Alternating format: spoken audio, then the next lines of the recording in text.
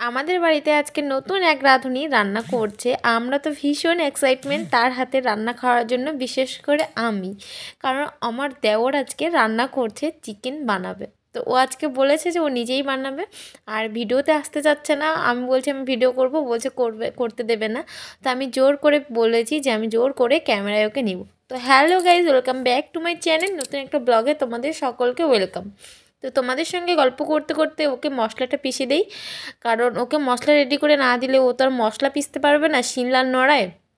তাই জন্য ওকে মশলাটা করে দিচ্ছি। আর ও এদিকে চিকেনের জন্য আলু ফ্রাই করছে। উনানটা কিন্তু ও নিজে হাতেই ধরিয়েছে, আমার কাছে কিন্তু কোনো রকম হেল্প নেয়নি। এই যে ও আলু দিয়ে দিল ফ্রাই করতে, আর আমি চিকেনে লবণ, হলুদ, তেল আমার ম্যারিনেট করে রান্না করবে বলেছে। তো ও নিজে হাতে মেখে রান্না করবে, আমাকে সেরকম কোনো কিছু হেল্প করতে দিচ্ছে না। আর গ্যাসে যেহেতু চিকেন উঠানো আমাদের করা হয়েছে, বারণ করেছে, তো সেই কারণে চিকেনটা ওই ঘরে করছি না, উনানে করছি। আর বেশ শীতকাল তো, বেশ বসে আগুনের কাছে বসে রান্না করতে বেশ ভালোই লাগছে। তোমরা যদি এই পুরো ভিডিওটা যদি দেখতে চাও তাহলে তোমরা কমেন্ট বক্সে কমেন্ট করো। আর আশা করি ভিডিওটা ভালো লাগবে, খুব মজা হচ্ছে। দুজনে গল্প করছি, হাসছি, হেসে হেসে রান্না করছে, আমাকে কোনো রকমই হেল্প করতে দিচ্ছে না। যেটা করছে পুরোটা নিজে হাতে করছে।